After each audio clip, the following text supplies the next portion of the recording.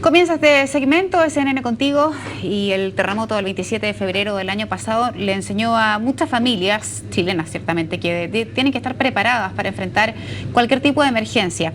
Un buen plan de coordinación entre los miembros del hogar evita la desesperación que puede producir cualquier desastre natural. Tener puntos de encuentro, ubicar muebles de la casa de manera estratégica son ejemplos para prepararse de una buena manera. Está con nosotros en el estudio Rodrigo André, es coordinador del programa de reducción de riesgos de desastres de la Cruz Roja Chilena. Rodrigo, gracias por acompañarnos. ¿Cómo estás? Hola, buen día, Verónica. A ver, lo primero que uno piensa en casos de emergencia, vamos a hacer dos diferencias. Vamos a hablar primero de las emergencias más comunes a nivel doméstico y luego de grandes emergencias como un tsunami. Hablemos de las emergencias que pueden ocurrir al interior de una casa en términos domésticos. ¿Cuáles son las más frecuentes que ustedes han detectado? Bueno, normalmente las emergencias más cotidianas que tenemos que considerar dentro de una casa, podemos diferenciarlas según el tipo de lugar donde nos encontremos dentro del hogar. ¿Ya? Encontramos, por ejemplo, en la cocina, donde es muy habitual los principios de incendio, situación bastante grave en algunos casos. Tenemos también todo lo que son los tipos de heridas y las quemaduras. ¿Ya? Principalmente en ese sentido, las recomendaciones van en tener el cuidado apropiado, ¿no es cierto?, al manipular objetos cortantes, los cuchillos. Está muy de la mano con el cuidado que tenemos que tener, por ejemplo, al cocinar. Muy importante es evitar que los niños jueguen en la cocina, que los niños entiendan que la cocina no es un lugar para jugar. Y al momento de estar cocinando, ¿no es cierto?, que la señora en el hogar, el papá, la mamá, la persona que esté cocinando, mantenga, por ejemplo, los utensilios de cocina con los mangos hacia adentro para evitar que el niño los alcance, ¿no es cierto?, puedan derramar líquidos calientes. Y tener presente algunas medidas de primera acción o de primera respuesta que llamamos, ¿no es cierto?, principalmente el aplicar agua fría sobre las quemaduras. Muy importante que no apliquemos remedios caseros, solemos decir que pongamos mantequilla, cosas así, olvidémonos de eso. Ya lo importante aquí es simplemente aplicar agua fría, tener a mano los números de emergencia, recordemos el 131 para las ambulancias, 132 en el caso de bomberos, 133 en caso de carabineros.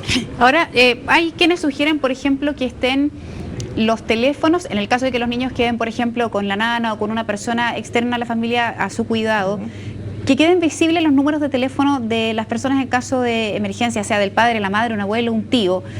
Pero hay otros que dicen, bueno, probablemente en caso de, por ejemplo, vivir un asalto, tampoco es conveniente tener datos de quienes viven ahí a la vista. En ese caso, ¿cuál sería la recomendación que entregan ustedes? Mira, es muy importante, en primer lugar, educar a nuestros niños, ¿no es cierto?, en el uso de los teléfonos de emergencia, los que te mencioné recién, 131, 132, 133, indicarles que no es para juego, ya que son para situaciones de emergencia. Y también hoy en día existen aparatos telefónicos que uno los puede programar, ¿no es cierto?, con el número, cosa que el niño levanta el teléfono, marca automáticamente el teléfono del padre o la madre, ¿no es cierto?, y se comunica en directo, sin necesidad de que él tenga que estar marcando, se pueda equivocarse, ¿no es cierto?, por los nervios. Rodrigo, vamos ahora a lo otro que comentábamos para hacer la distinción de dos temas que son muy distintos. Frente a una emergencia ya a nivel nacional de gran envergadura, hablamos de un terremoto muy fuerte o un tsunami, en fin, de esos tipos de emergencias, ¿qué hacer? Bueno, tú sabes, ya aquí en Chile estamos más o menos acostumbrados a este tipo de situaciones. Afortunadamente tenemos una cierta cultura de cómo actuar. En eso Cruz Roja Chilena ha trabajado también desde hace mucho tiempo educando a la comunidad, trabajando en distintos ámbitos, ¿no es cierto?, del quehacer comunitario. Y para nosotros es muy importante distinguir tres etapas frente a la emergencia o este desastre, ¿no es cierto?, que es el antes, el durante y el después. En la etapa anterior, nosotros nos tenemos que preocupar mucho de conocer nuestro entorno, dónde está ubicada nuestra casa, ¿no es cierto? Si estamos en la línea costera, vamos a tener que tener presente que estamos expuestos a un tsunami, ¿no es cierto? Si estamos prácticamente en cualquier parte de Chile estamos expuestos al riesgo de un terremoto, ¿no es cierto? Tenemos que saber si es que hay un volcán cerca, ¿no es cierto? ¿Cuáles son las amenazas que rodean a nuestra comunidad? Y en segundo lugar tenemos que saber cómo está nuestro hogar. revisar las líneas de gas, revisar las instalaciones eléctricas, revisar los posibles sectores donde podamos tener problemas, un mueble que se nos pueda venir abajo, objetos pesados que puedan caer, ¿no es cierto? En ese sentido es muy importante que objetos pesados como la losa, cosas así, las guardemos en los muebles que están abajo. Y sobre todo que tengamos un plan de qué vamos a hacer frente a la emergencia. Durante la emergencia, me decías tú antes, durante y después. Entramos en el durante. En el durante nosotros tenemos que tener muy presente, primero que nada, tratar de conservar la calma. Estamos en una situación de emergencia, por eso es muy importante la etapa anterior donde planificamos, entonces ya sabemos qué hacer y estamos preparados, ¿no es cierto?, en términos de qué vamos a hacer durante. Principalmente tener las vías de evacuación expeditas, ¿no es cierto?, por donde vamos a evacuar, tener claro dónde vamos a evacuar, a dónde vamos a llegar, a un sitio seguro. Estar muy atentos a las recomendaciones de las autoridades, ¿no es cierto?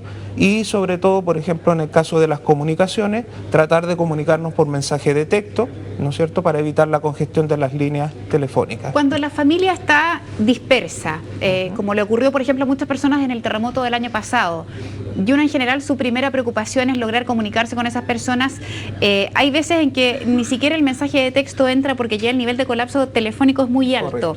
¿Qué conviene hacer en ese caso? Buscar, por ejemplo, puntos de encuentro cercanos a la casa, en una comuna, cómo poder organizar ese tema, por ejemplo. Claro. Ahí vuelvo a recalcarte la importancia del momento antes, ¿ya?, de cuando hacemos la planificación. Tener claro de que si ocurre una emergencia, bueno, nuestra familia va a evacuar a tal punto. Este va a ser nuestro lugar de encuentro. Y sobre todo también que la familia más cercana, ¿no es cierto?, los padres, los abuelitos, conozcan ese plan de contingencia familiar, para así evitar la congestión de líneas, ¿no es cierto?, y ellos van a saber dónde van a evacuar. Muy importante también conocer a detalle el plan de emergencias del colegio, ¿no es cierto?, porque tenemos que coordinar, los niños a lo mejor se pueden encontrar en el colegio, tenemos que saber de que el colegio va a entregar a los niños solamente a una persona autorizada, que puede ser el padre, la madre o el apoderado, ¿no es cierto?, y no es que cualquier persona vaya a retirar a ese niño del colegio.